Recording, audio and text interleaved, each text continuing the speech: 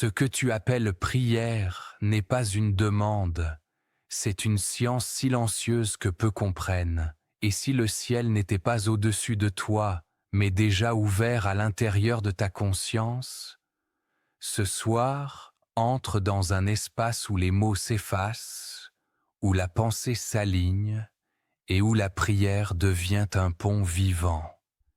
Bienvenue dans Livre secret. Introduction.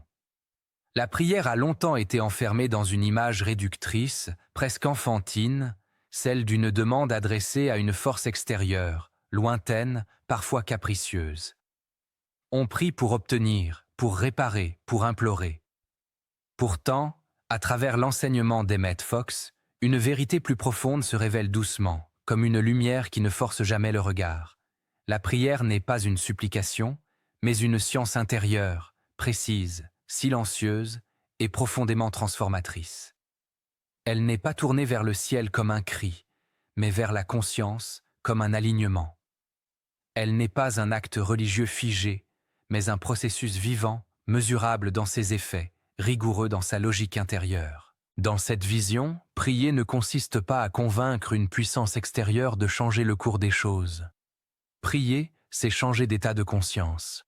C'est déplacer son centre intérieur, quitter la confusion pour entrer dans une clarté subtile. La prière agit non pas parce qu'elle est entendue par un ailleurs, mais parce qu'elle modifie celui qui prie. Elle devient alors un ajustement fin, presque scientifique, entre la pensée, le sentiment et la loi invisible qui gouverne l'esprit. Là où le mental croit demander, la conscience apprend à s'accorder. Emmett Fox nous invite à comprendre que l'univers n'est pas sourd, mais ordonné. Et dans un univers ordonné, la prière n'est pas un espoir vague. Elle est une loi en action. Chaque pensée porte une fréquence. Chaque état intérieur produit une résonance. Lorsque la prière cesse d'être une lutte émotionnelle et devient un acte de conscience clair, elle cesse aussi d'être instable. Elle devient efficace, non par miracle arbitraire, mais par cohérence intérieure. La prière devient alors un pont, un passage entre ce que l'on croit être et ce que l'on est déjà en profondeur. Dans l'atmosphère nocturne que nous traversons ici, la prière apparaît comme un murmure calme dans le silence de l'âme. Elle ne cherche pas à convaincre, elle s'installe, elle écoute, elle aligne. C'est dans ce silence que l'on comprend que le véritable obstacle n'est jamais extérieur, mais intérieur. Une pensée mal orientée, une croyance inconsciente, une image fausse de soi ou du monde. La prière, dans sa dimension scientifique, ne combat pas ces obstacles, elle les dissout par la compréhension et par la présence. Ce voyage que nous entamons n'est donc pas un apprentissage de formules, ni une récitation sacrée. C'est une invitation à une posture intérieure nouvelle, celle où l'on cesse de supplier pour commencer à s'accorder, là où l'on cesse de demander pour commencer à devenir. La prière n'y est plus une parole envoyée dans le vide, mais un état stable, une fréquence intérieure qui ouvre naturellement le passage entre la conscience humaine et l'ordre profond de la vie. Ce que tu t'apprêtes à écouter n'est pas une méthode rapide, ni une promesse extérieure. C'est un retour vers une compréhension oubliée, que la prière est un pont vivant entre le ciel et la conscience, et que ce pont n'a jamais été ailleurs qu'en toi. Chapitre 1. La prière n'est pas ce que tu crois. La plupart des êtres humains ont prié au moins une fois dans leur vie. Certains l'ont fait dans la détresse, d'autres dans l'espoir, d'autres encore par habitude, par héritage culturel ou par réflexe appris très tôt. Et pourtant, malgré cette pratique répandue, une sensation persiste chez beaucoup. Celle que la prière ne fonctionne pas, qu'elle reste sans réponse, qu'elle se dissout dans le silence. Ce sentiment n'est pas une illusion. Il révèle quelque chose de plus profond, non pas que la prière soit inefficace, mais que ce que l'on appelle prière n'est souvent qu'une imitation imparfaite de sa véritable nature. La prière échoue souvent parce qu'elle est mal comprise dès son origine. Elle est abordée comme une demande adressée à une force extérieure, séparée, distante, parfois même conditionnelle. On prie comme on négocie, on prie comme on supplie, on prie comme on réclame réparation à la vie. Dans cet état intérieur, la prière naît déjà dans le manque, dans la peur, dans l'idée que quelque chose fait défaut et doit être corrigé de l'extérieur. Or, ce point de départ contient en lui-même la racine de l'échec. Car une conscience qui se perçoit comme séparée, impuissante ou privée ne peut produire qu'une résonance de séparation, d'impuissance ou de privation. L'erreur fondamentale de la demande réside précisément là. Demander, au sens courant, implique que l'on ne possède pas, que l'on est en attente, que l'on dépend d'une décision extérieure. Cette posture mentale installe immédiatement une tension intérieure. La prière devient alors un acte chargé d'anxiété, parfois même de désespoir déguisé.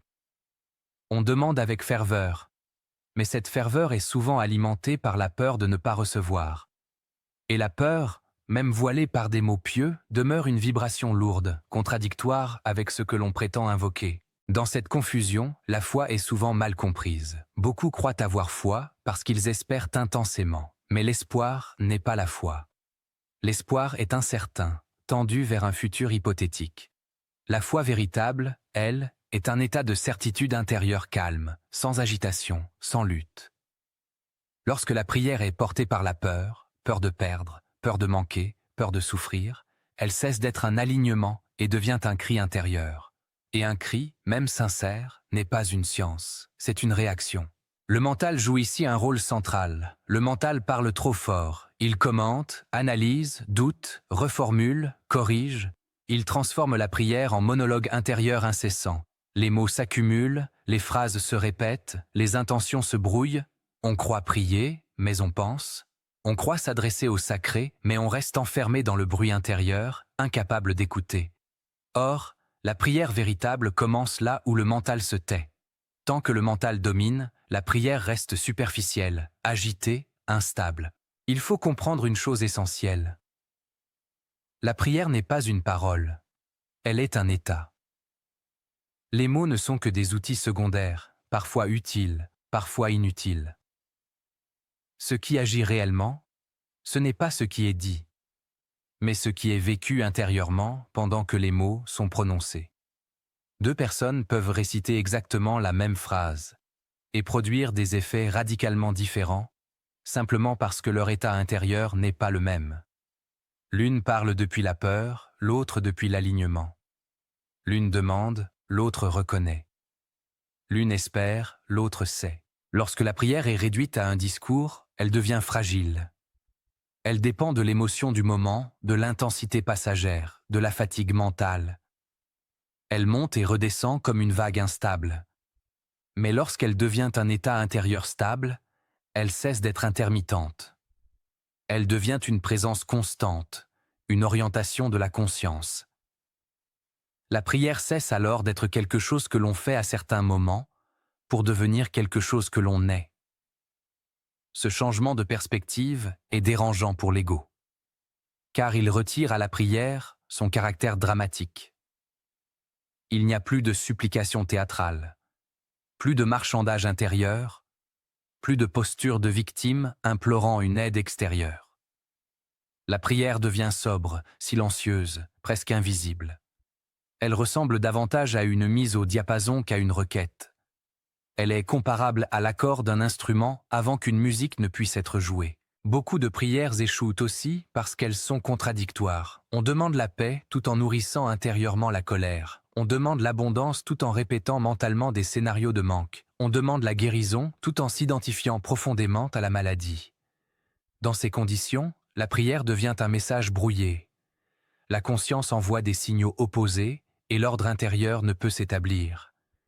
La prière n'est pas entendue non parce qu'elle est ignorée, mais parce qu'elle est incohérente. La prière véritable exige une forme de discipline intérieure douce mais ferme. Elle demande une honnêteté radicale avec soi-même. Elle invite à observer l'état réel dans lequel on se trouve avant même d'ouvrir la bouche. Suis-je en paix ou en tension? Suis-je confiant ou inquiet? Suis-je aligné ou divisé? Tant que ces questions ne sont pas regardées en face, la prière reste un vernis spirituel posé sur une agitation intérieure intacte. Il est également essentiel de comprendre que la prière ne sert pas à convaincre une loi universelle. Une loi ne se convainc pas, elle s'applique. De la même manière que la gravité n'est ni bienveillante ni punitive, mais simplement cohérente, la loi de l'esprit répond à l'état de conscience, non aux mots. La prière n'a donc pas pour fonction de modifier la loi, mais d'harmoniser celui qui prie avec elle. Ce déplacement est fondamental. Il retire à la prière toute dimension magique pour lui rendre sa puissance réelle. Lorsque la prière est comprise comme un état, elle cesse d'être un acte de séparation. Il n'y a plus un « moi » qui parle à un autre. Il y a une conscience qui s'ouvre, qui se règle, qui se clarifie. Dans cet état, la peur se dissout naturellement, car elle n'a plus de support mental. La foi cesse d'être un effort et devient une évidence tranquille. Le silence intérieur s'installe, non comme une absence, mais comme une présence dense et vivante. Et le mental, habitué à contrôler, résiste souvent à ce silence. Il veut comprendre, analyser, vérifier. Mais la prière authentique commence précisément là où le besoin de contrôle se relâche. Non par faiblesse, mais par compréhension. Compréhension que l'ordre de la vie n'est pas chaotique, mais subtil. Compréhension que l'agitation mentale ne crée rien de durable. Compréhension que l'alignement intérieur est plus puissant que 1000 paroles répétées. Ainsi, lorsque l'on dit que la prière n'est pas ce que tu crois, cela signifie qu'elle n'est ni une formule, ni une demande, ni une tentative de négociation avec l'invisible. Elle est une science intérieure de l'état d'être. Elle est un art de la conscience. Elle est un passage silencieux entre le désordre intérieur et l'harmonie. Et tant que cette vérité n'est pas intégrée, la prière continuera d'être pratiquée, mais rarement vécue. Dans l'espace de livres secrets, cette compréhension marque un seuil où l'on cesse de répéter pour commencer à ressentir, un seuil où l'on cesse de demander pour commencer à s'aligner, un seuil où la prière quitte le domaine du rituel pour entrer dans celui de la transformation réelle. C'est à partir de ce point que la prière cesse d'échouer.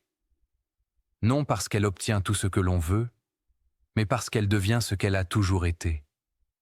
Un pont vivant entre la conscience et l'ordre profond de la vie. Chapitre 2. La conscience comme point de contact. Comprendre la prière, la foi ou la loi spirituelle devient impossible tant que Dieu est imaginé comme une entité lointaine, séparée, perchée quelque part, hors du monde et de l'expérience humaine. Cette image, héritée de siècles de représentations symboliques mal digérées, crée une distance artificielle entre l'être humain et le principe qu'il cherche à atteindre. Or, cette distance est précisément ce qui empêche le contact. Non parce que le principe se retire, mais parce que la conscience humaine se place elle-même hors du champ de réception. Dieu, dans la perspective la plus profonde et la plus fonctionnelle, n'est pas une personne au sens humain du terme. Il est principe. Principe de vie, d'ordre, d'intelligence, de cohérence. Un principe n'est pas sujet à l'humeur, à la faveur ou au refus. Il agit selon sa nature, de manière constante, silencieuse, impersonnelle.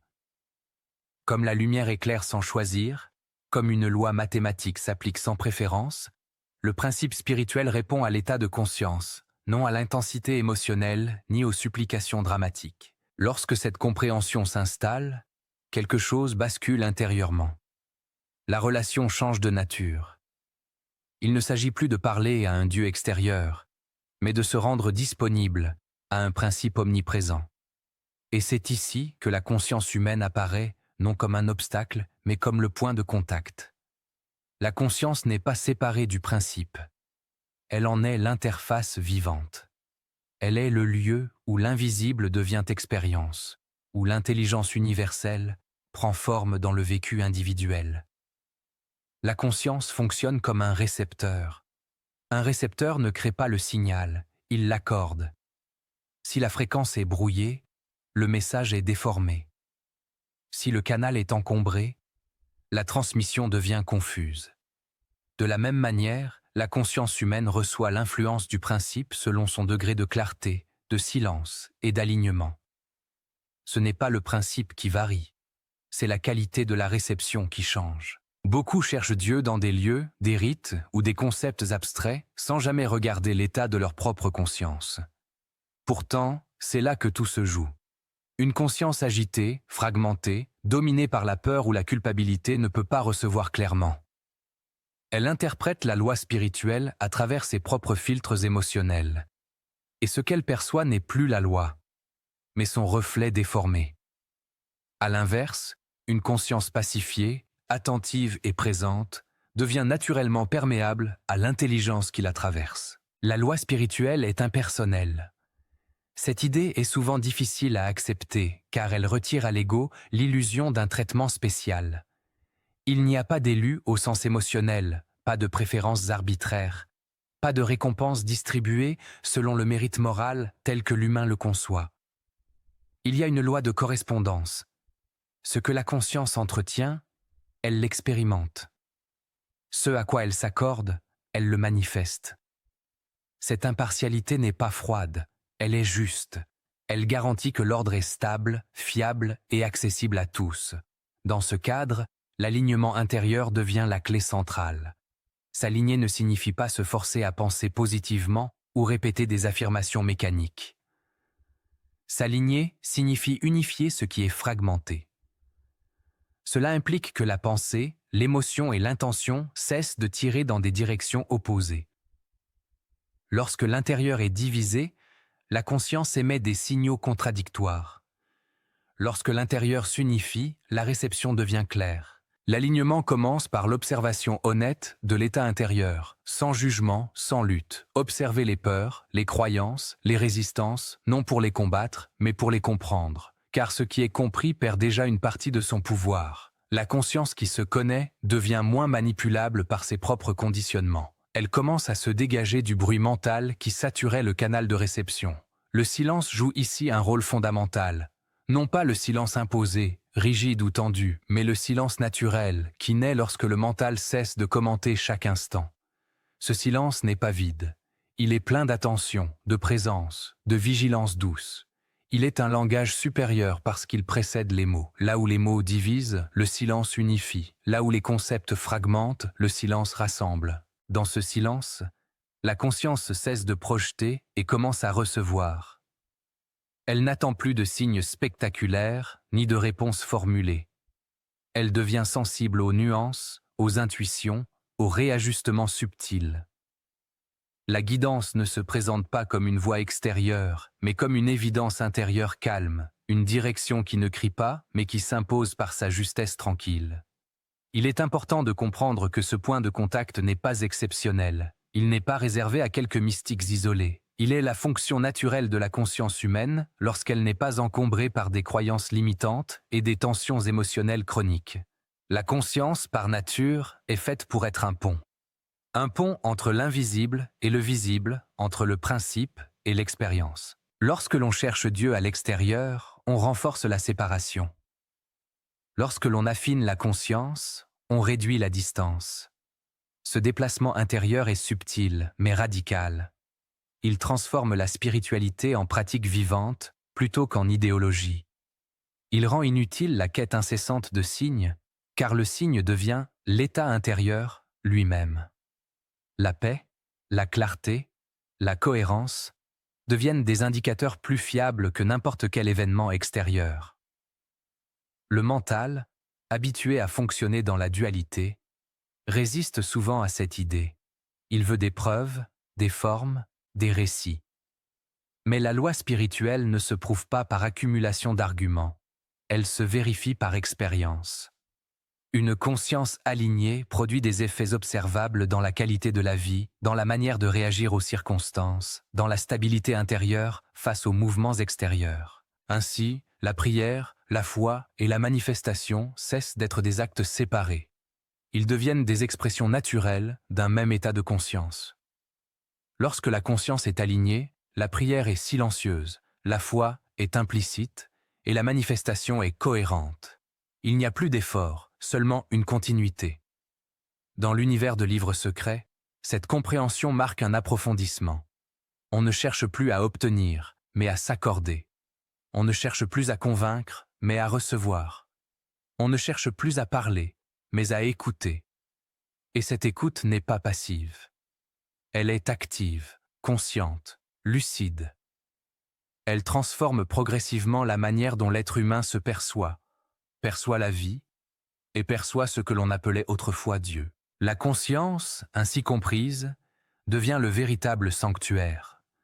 Non un lieu sacré extérieur, mais un état intérieur accessible à chaque instant. Un point de contact vivant, mobile, silencieux. Et lorsque ce point de contact est reconnu, la spiritualité cesse d'être une recherche lointaine pour devenir une présence immédiate, stable et profondément transformatrice. Chapitre 3. La science invisible de la prière. La prière, lorsqu'elle est comprise à la surface, semble appartenir au domaine de la croyance, de l'espoir ou de l'émotion. Pourtant, lorsqu'on l'observe avec profondeur, elle obéit à des lois aussi rigoureuses que celles qui gouvernent le monde physique. La différence est simple, mais fondamentale. Les lois physiques régissent la matière visible, tandis que les lois spirituelles opèrent dans le champ invisible de la conscience. Elles ne sont ni opposées, ni contradictoires, elles agissent sur des plans différents, mais selon une cohérence identique.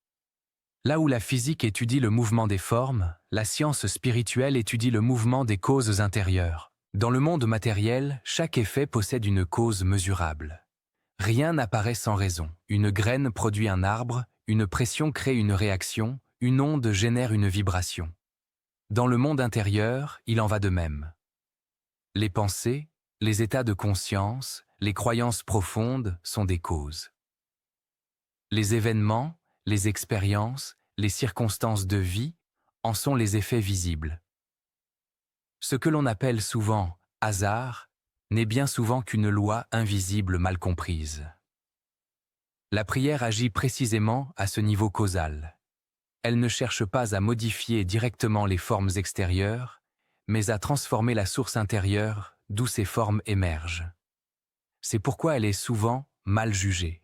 Ceux qui attendent des résultats immédiats, spectaculaires ou émotionnels, passent à côté de sa véritable nature. La prière n'est pas une intervention magique. Elle est un réalignement silencieux avec une loi déjà en action. Comprendre cela exige de sortir d'une vision anthropomorphique de Dieu et d'entrer dans une compréhension principielle. Un principe ne réagit pas, il fonctionne. Il ne décide pas au cas par cas. Il opère selon une cohérence stable. De la même manière que la gravité ne choisit pas qui elle attire, la loi spirituelle ne sélectionne pas qui elle soutient. Elle répond à l'état intérieur, pas à la supplication. C'est ici que l'idée de cause intérieure et d'effet extérieur prend tout son sens. Une conscience dominée par la peur, même si elle prononce des paroles positives, émet une cause vibratoire incohérente. L'effet qui en découle sera lui aussi instable. À l'inverse, une conscience calme, claire et alignée, même sans émotion intense, produit une cause harmonieuse. L'effet peut alors se manifester avec une précision presque mathématique. C'est pourquoi la prière agit même sans émotion. Cette affirmation surprend souvent, car la culture spirituelle moderne valorise l'intensité émotionnelle comme preuve de sincérité. Pourtant, dans la science invisible de la prière, l'émotion n'est pas le moteur principal. Elle peut accompagner, mais elle n'est pas nécessaire. Ce qui agit réellement, c'est l'état de conscience stable, la conviction silencieuse, l'alignement intérieur. Une émotion forte mais instable peut perturber la cohérence vibratoire, tandis qu'une intention calme et constante agit en profondeur.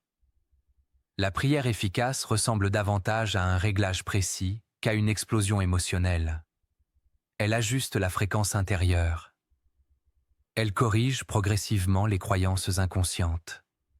Elle réoriente l'attention. Elle ne force rien. Elle s'installe. Et c'est précisément cette constance qui lui donne sa puissance. Dans le monde physique, aucun phénomène durable ne se produit sans répétition. Une goutte d'eau creuse la pierre non par sa force, mais par sa persistance. De la même manière, la prière agit par constance. Une seule prière isolée, prononcée dans l'urgence ou la peur, a peu d'impact durable. Non parce qu'elle est ignorée, mais parce qu'elle n'est pas enracinée dans un état intérieur stable. La loi spirituelle répond à ce qui est entretenu, non à ce qui est ponctuel. La constance n'est pas une discipline rigide, mais une fidélité intérieure. Elle consiste à revenir encore et encore au même état de conscience, au même alignement, au même silence. Chaque retour renforce la trace intérieure. Chaque répétition affine la vibration. Peu à peu, la conscience se reprogramme. Elle cesse de réagir automatiquement selon d'anciens schémas et commence à répondre depuis un niveau plus profond.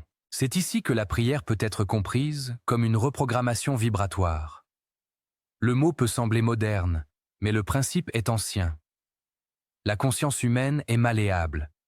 Elle est façonnée par ce qu'elle contemple, répète et croit.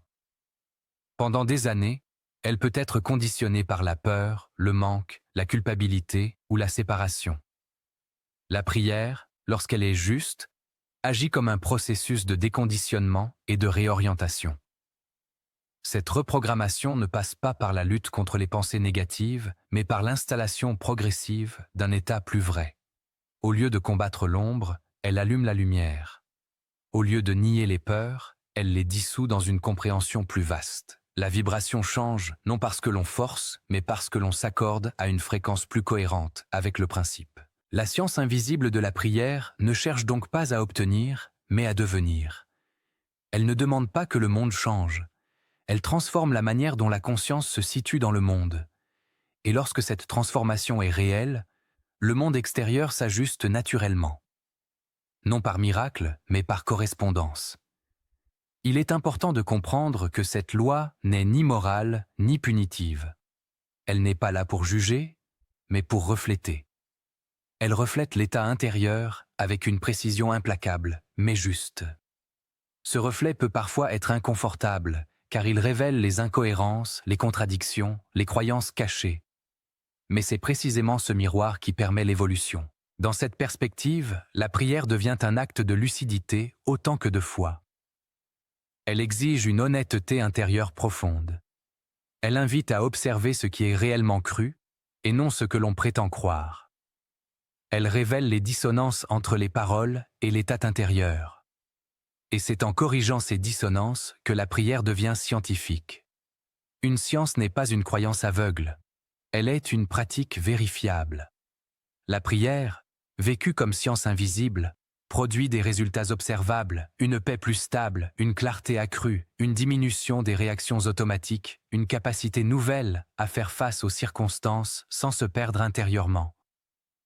Ces effets ne sont pas spectaculaires au sens extérieur, mais ils sont profonds et durables. Peu à peu, la conscience comprend qu'elle n'a jamais été séparée du principe. Elle réalise que ce qu'elle appelait prière était en réalité un processus de réharmonisation. Elle cesse de demander au futur et s'installe dans un présent aligné. Et dans cet état, la loi agit sans résistance. Dans l'espace de livres secrets, cette compréhension marque une étape décisive. La prière cesse d'être un rituel hérité et devient une pratique vivante. Elle cesse d'être une parole adressée à l'invisible et devient une écoute profonde de ce qui agit déjà. Elle révèle que le véritable changement ne commence jamais à l'extérieur, mais toujours dans la cause invisible qu'est la conscience. Ainsi, la science invisible de la prière n'est pas mystérieuse, parce qu'elle serait obscure, mais parce qu'elle est subtile. Elle demande lenteur, constance et humilité. Elle demande de faire confiance à une loi qui ne crie pas, mais qui opère avec une précision silencieuse. Et lorsque cette loi est comprise et vécue, la prière devient ce qu'elle a toujours été, un pont stable entre la conscience humaine et l'intelligence universelle qui la traverse. Chapitre 4. Le nettoyage intérieur avant la prière. Avant que la prière ne puisse agir avec justesse, précision et profondeur, un travail invisible mais fondamental doit s'accomplir. Le nettoyage intérieur. Non comme une purification morale, ni comme une discipline ascétique, mais comme une exigence scientifique de cohérence. Car aucune loi, qu'elle soit physique ou spirituelle, ne peut s'exprimer librement à travers un système encombré de résistance. La prière ne traverse pas un mental chargé, contracté ou conflictuel. Elle circule dans un espace rendu disponible. Le pardon, dans cette perspective, n'est pas un acte sentimental ni un geste de bonté imposé. Il est une loi scientifique de libération. Tant qu'une conscience retient une charge de ressentiment, de colère, de culpabilité ou de jugement, elle maintient une tension vibratoire. Cette tension agit comme un barrage intérieur. La loi spirituelle n'y est pas bloquée par punition, mais par incompatibilité de fréquence. Un système sous tension ne peut recevoir une onde harmonieuse sans la déformer. Pardonner ne signifie donc pas excuser, oublier ou nier une expérience passée.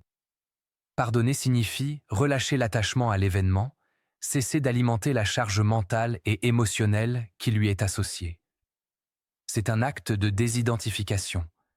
La conscience cesse de se définir par ce qui a été subi ou infligé. Elle récupère son énergie. Et cette énergie libérée devient immédiatement disponible pour la prière. Chaque rancune entretenue est une prière inversée. Elle répète silencieusement un état de séparation. Elle renforce une histoire intérieure qui maintient la conscience dans le passé. La loi, impersonnelle et exacte, répond alors à cet état par des effets correspondants. Répétition, blocage, stagnation. Le pardon rompt ce cycle non par vertu, mais par lucidité. Il nettoie le champ intérieur comme on nettoie un canal, afin que l'eau puisse à nouveau circuler. Ce nettoyage ne concerne pas seulement les relations extérieures, mais aussi le rapport à soi-même. Une grande partie des résistances intérieures provient d'une culpabilité diffuse, parfois inconsciente. Des regrets anciens, des jugements sévères envers ses propres erreurs, des idéaux impossibles à atteindre, tout cela alourdit la conscience. Tant que l'individu se perçoit comme indigne, incomplet ou fautif, la prière devient contradiction. Les mots peuvent affirmer la confiance, mais l'état intérieur émet le contraire. La dissolution de ces résistances n'est pas un combat. Elle ne s'obtient pas par l'effort, mais par la compréhension. Comprendre que la loi spirituelle ne juge pas. Comprendre que l'erreur n'est pas une faute, mais une étape d'apprentissage. Comprendre que la conscience évolue par ajustements successifs, non par perfection immédiate. Lorsque cette compréhension s'installe, la tension se relâche. Et ce relâchement est déjà une prière silencieuse. Un autre obstacle majeur au nettoyage intérieur est l'ego spirituel. Il se manifeste subtilement, souvent chez ceux qui pratiquent depuis longtemps. Il prend la forme d'une identité construite autour de la connaissance, de la pratique ou de la compréhension spirituelle. Cette identité cherche inconsciemment à se valoriser, à se comparer, à se rassurer. Elle veut bien prier, prier correctement, être avancée. Mais cette posture crée une distance avec la loi. L'ego spirituel ne bloque pas la prière par arrogance manifeste, mais par rigidité.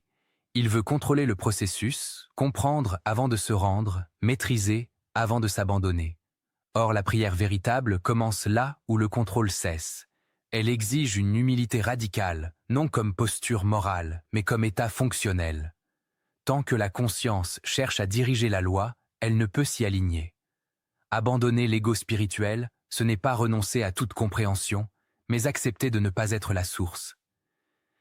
C'est reconnaître que la conscience humaine est un point de passage, non le centre de commande. Cet abandon n'est pas une perte, c'est une ouverture. Lorsque l'ego se détend, la prière devient simple. Elle cesse d'être une performance intérieure et devient une disponibilité. Se rendre disponible à la loi est l'un des gestes les plus subtils qui soient. Cela ne signifie pas passivité, mais absence de résistance. Cela implique de suspendre, même temporairement, les attentes, les scénarios, les exigences. La conscience cesse de dire « voilà ce que je veux » et commence à dire silencieusement « voilà ce que je suis prêt à recevoir ». Cette nuance change tout. La loi ne répond pas aux exigences, mais à l'alignement. Elle n'est pas impressionnée par la volonté, mais par la cohérence. Se rendre disponible, c'est créer un espace intérieur neutre, calme, ouvert. Un espace où la prière n'est plus une demande dirigée, mais une écoute profonde. Dans cet espace, les résistances se dissolvent d'elles-mêmes, car elles ne sont plus alimentées. Ce processus de nettoyage n'est pas toujours confortable. Il peut faire émerger des zones d'ombre, des émotions refoulées, des croyances cachées. Mais ces émergences ne sont pas des obstacles. Elles sont des signes que le travail agit. Ce qui remonte à la surface le fait pour être libéré, non pour être renforcé.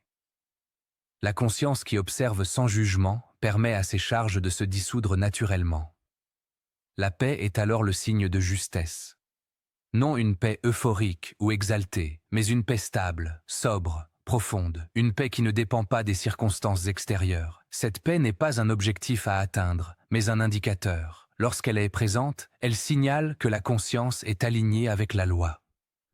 Lorsqu'elle est absente, elle indique une tension à observer, non à condamner. Il est essentiel de comprendre que la paix ne vient pas après la prière, elle en est souvent la condition. Une prière agit pleinement lorsqu'elle naît d'un espace déjà pacifié.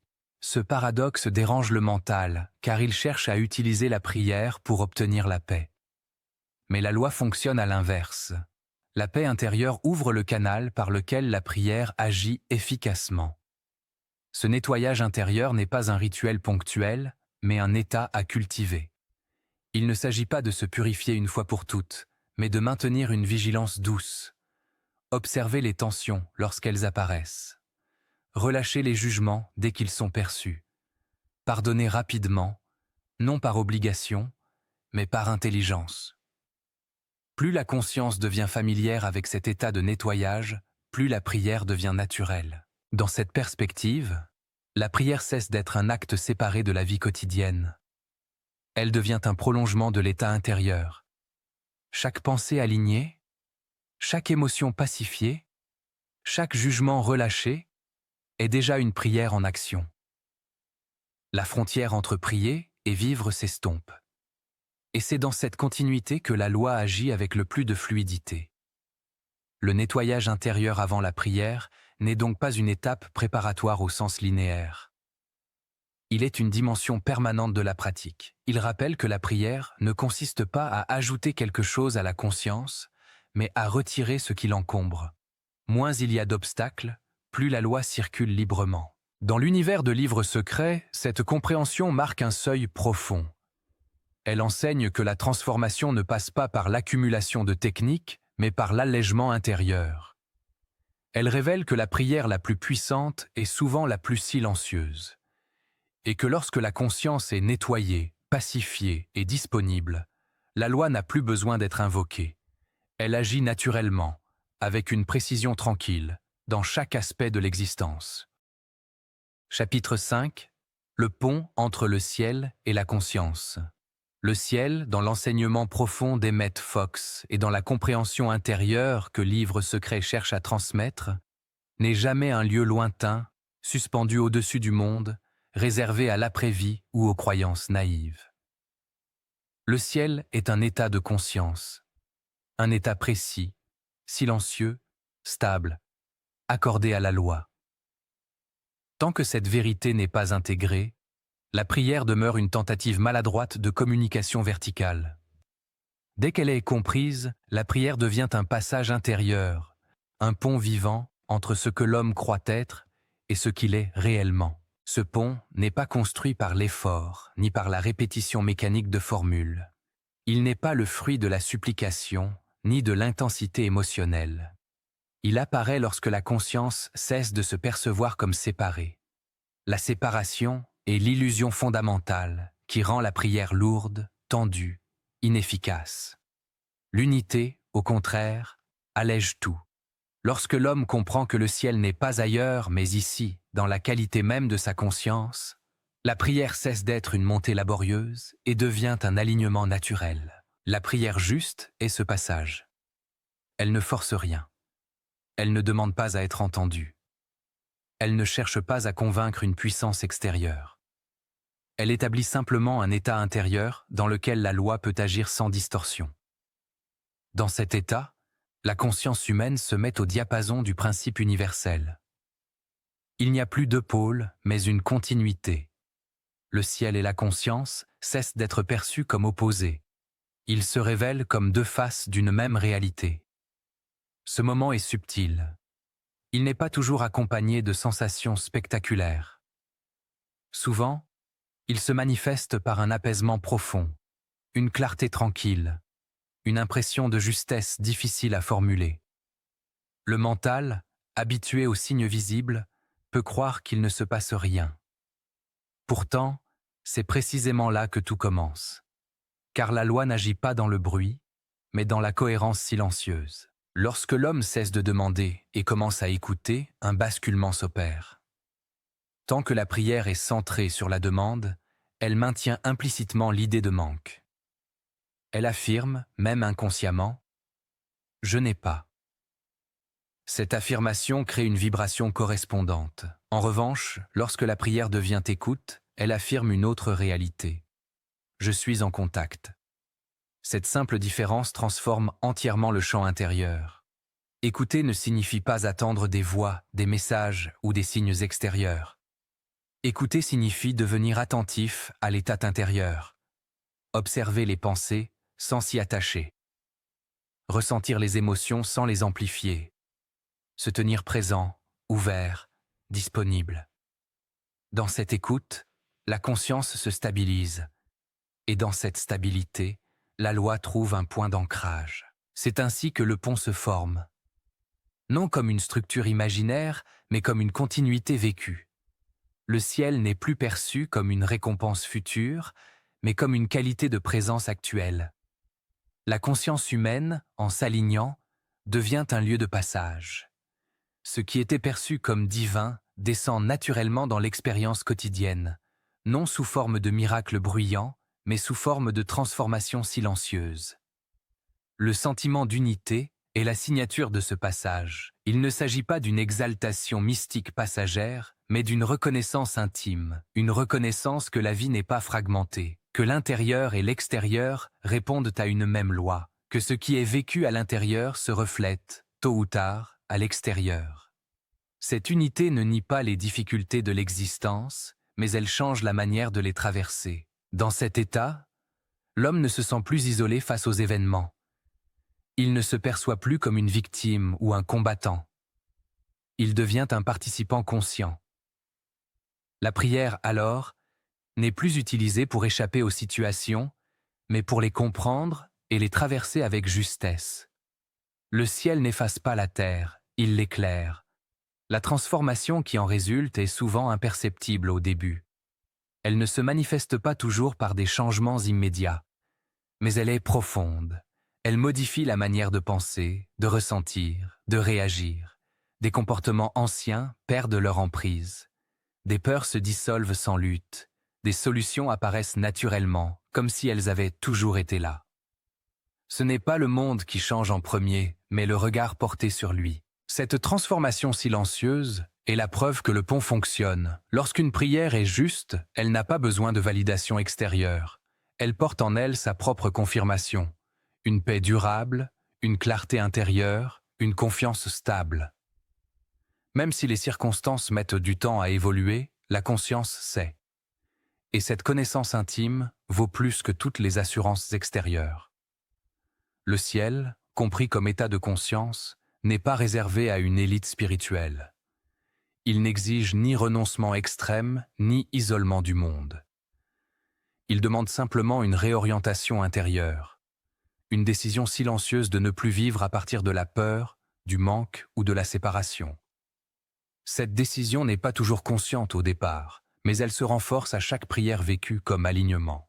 Dans cette perspective, la prière devient un art subtil, un art de présence, un art d'écoute, un art de cohérence intérieure. Elle n'est plus un refuge face aux difficultés, mais une manière de les traverser avec intelligence. Elle ne promet pas une vie sans épreuves, mais une conscience capable de les intégrer sans se briser. Lorsque ce pont est établi, même partiellement, la vie quotidienne change de texture.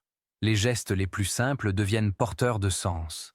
Les relations se pacifient, les choix se clarifient, non parce que l'homme a acquis un pouvoir spécial, mais parce qu'il a cessé de se battre contre la loi, il a appris à marcher avec elle. Ce chapitre révèle ainsi l'essence même de l'enseignement. La prière n'est pas une tentative d'atteindre le ciel, mais une reconnaissance que le ciel est déjà présent dans la conscience alignée.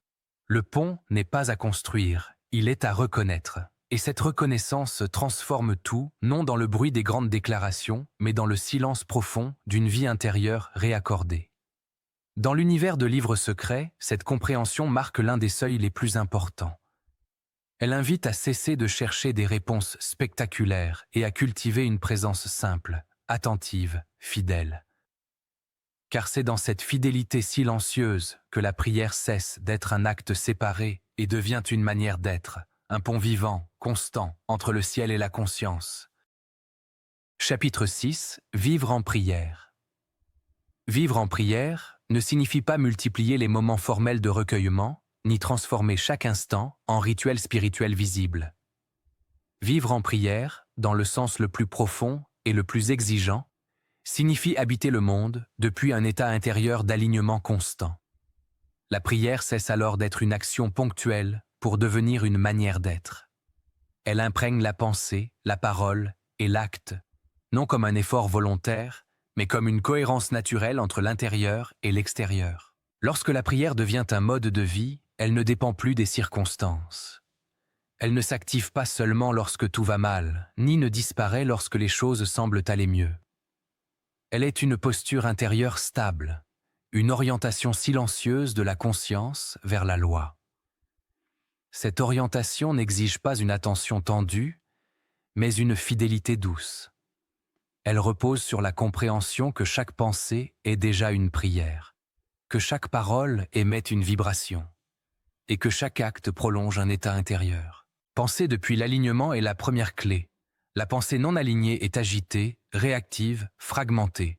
Elle oscille entre la peur et le désir, entre le manque et la projection. À l'inverse, la pensée alignée est simple, claire, orientée.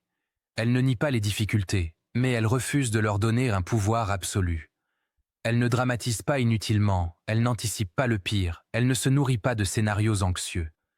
Elle revient sans cesse à l'essentiel, la reconnaissance silencieuse d'un principe intelligent à l'œuvre. Cette manière de penser ne s'acquiert pas par la contrainte.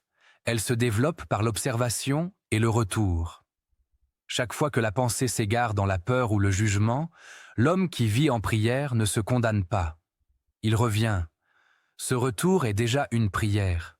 Non une formule, mais un recentrage. Avec le temps, la pensée se discipline d'elle-même, non par rigidité, mais par clarté. Elle comprend que certaines directions intérieures mènent à la paix et d'autres à la dispersion. Parler depuis l'alignement est une extension naturelle de cette pensée. La parole, lorsqu'elle est inconsciente, devient une fuite d'énergie. Elle amplifie les peurs, entretient les conflits, solidifie les problèmes. Lorsqu'elle est alignée, elle devient sobre, juste, mesurée.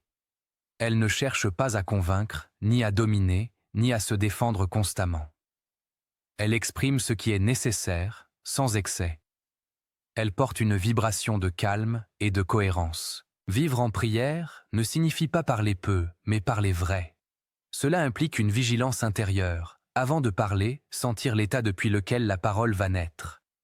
Est-elle issue de la peur, de l'orgueil, de la réaction? Ou est-elle issue d'un espace plus calme, plus large, plus stable? Cette simple attention transforme profondément la qualité des relations. Les conflits perdent de leur intensité, non parce qu'ils disparaissent, mais parce qu'ils ne sont plus nourris par des paroles inconscientes. Agir depuis l'alignement est peut-être l'aspect le plus concret de la prière vécue. L'action alignée n'est pas forcément spectaculaire. Elle est souvent simple, précise, efficace. Elle ne cherche pas à prouver quoi que ce soit. Elle répond à ce qui est à faire, ici et maintenant. Elle ne se disperse pas inutilement. Elle ne se charge pas d'un excès d'émotion. Elle est posée, presque évidente. Lorsque l'homme agit depuis cet état, il devient un canal conscient. Cela ne signifie pas qu'il perd sa volonté ou sa personnalité. Au contraire, il les affine. Il comprend que sa volonté personnelle n'est pas opposée à la loi, mais qu'elle doit s'y accorder pour être réellement efficace. L'action alignée n'est pas passive, mais elle n'est pas forcée. Elle avance sans résistance intérieure. La foi tranquille est le socle de cette manière de vivre. Elle n'est pas une croyance émotionnelle intense, ni une certitude rigide. Elle est une confiance calme dans le fonctionnement de la loi.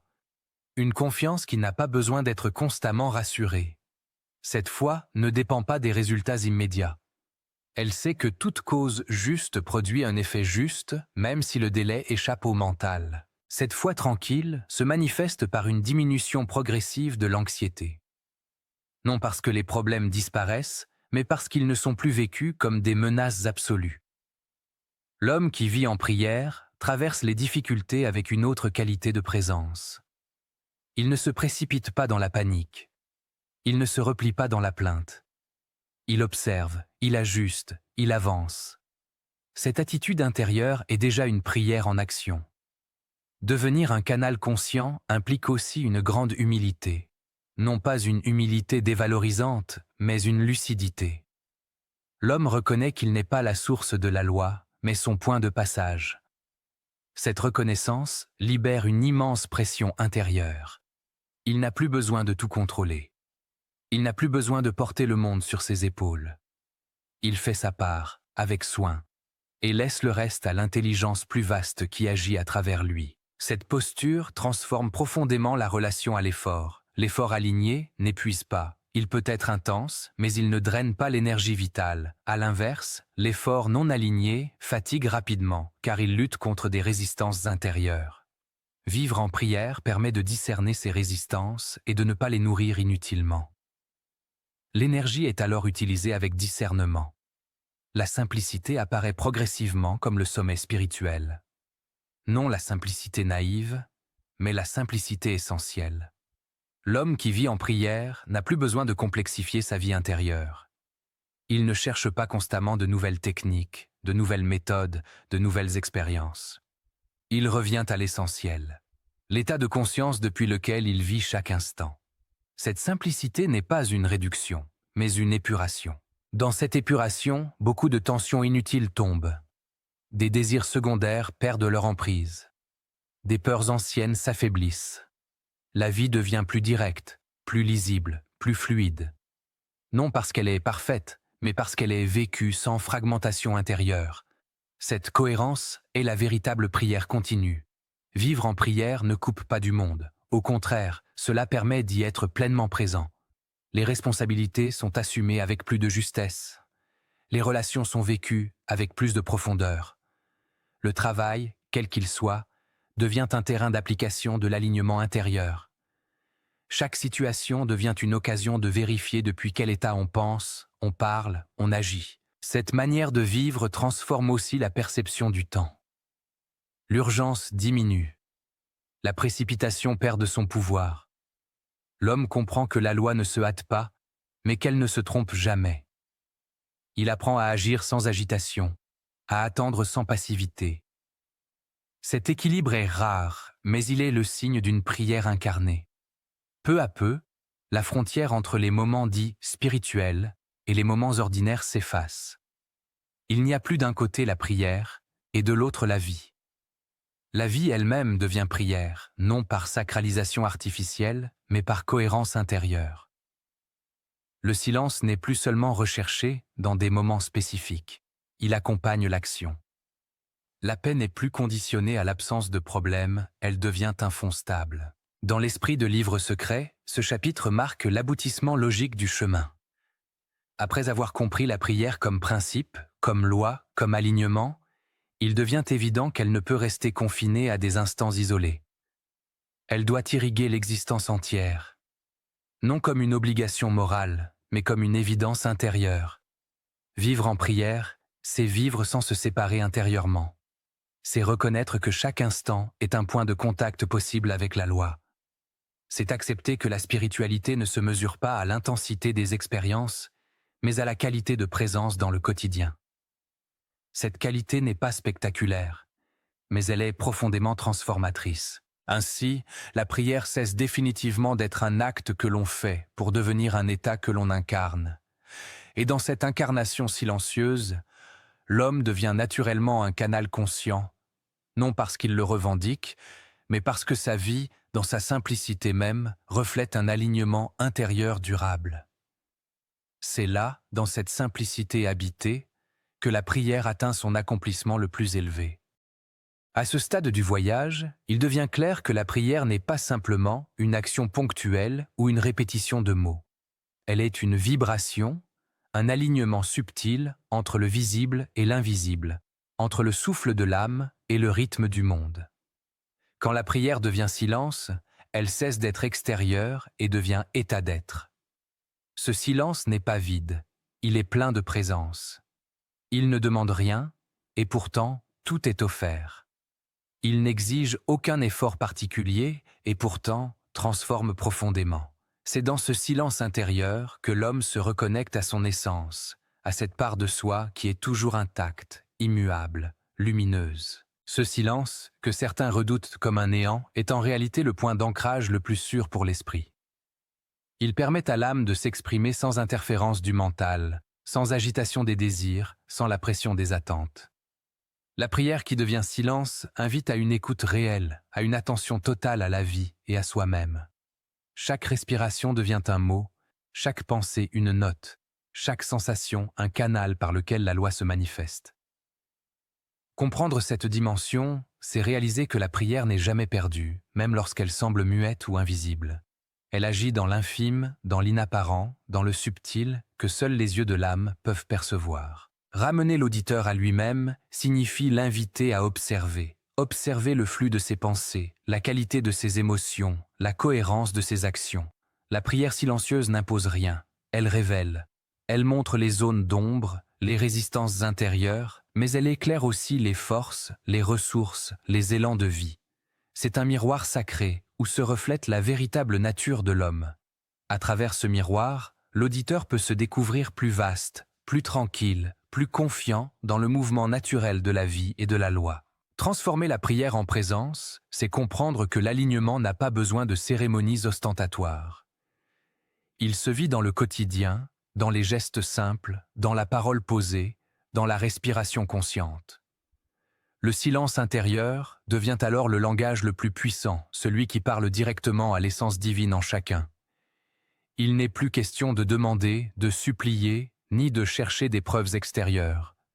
Tout se passe dans l'instant, dans cette écoute subtile où chaque pensée se fait claire, chaque émotion se calme, chaque acte se harmonise. Le chemin de la prière silencieuse n'est pas linéaire. Il connaît des moments de doute, des retours en arrière, des instants de turbulence. Mais la constance de l'attention intérieure permet de traverser ces passages avec sérénité. Plus on s'abandonne au silence, plus la paix intérieure s'installe, non pas comme une récompense, mais comme une condition naturelle de l'alignement. L'auditeur comprend alors que la vraie prière ne réside pas dans l'intensité des mots, mais dans la profondeur de la présence. Chaque souffle devient alors une pratique, chaque regard une méditation, chaque action un témoignage. La vie entière devient temple, et l'homme devient canal. Ce canal n'est pas façonné par l'ego, mais par la loi, par l'intelligence subtile qui régit le flux de l'existence. La transformation ne se manifeste pas toujours dans les événements extérieurs, mais dans la qualité de l'expérience intérieure. La prière silencieuse est cette subtile alchimie qui change le rapport à soi et au monde, qui installe la cohérence dans le chaos apparent, qui révèle la lumière derrière l'ombre. Ce voyage initiatique invite à persévérer, à ne pas se laisser tromper par la vitesse ou l'urgence de l'esprit moderne. La prière comme silence demande patience, observation et surtout une ouverture constante à la présence. Chaque instant devient opportunité de pratiquer cette écoute intérieure, de cultiver l'harmonie et de renforcer la connexion à la loi. Il ne s'agit pas de performance spirituelle, mais d'une pratique douce, constante, intime. Cette constance produit des effets invisibles mais puissants, alignant l'auditeur avec le rythme profond de l'existence. En conclusion, l'expérience de la prière silencieuse nous apprend que l'essentiel est déjà là. Aucun mot n'est nécessaire pour manifester cette présence. Aucun rituel extérieur n'est requis pour atteindre l'harmonie intérieure. La prière devient un souffle, un état d'attention, une lucidité douce qui imprègne chaque geste et chaque pensée. Elle est le pont entre l'âme et la loi, entre le visible et l'invisible, entre le quotidien et le sacré. Dans ce silence habité, l'auditeur découvre une force tranquille, une guidance subtile et une paix qui ne dépend de rien d'extérieur. Livre secret t'accompagne, là où la prière devient silence.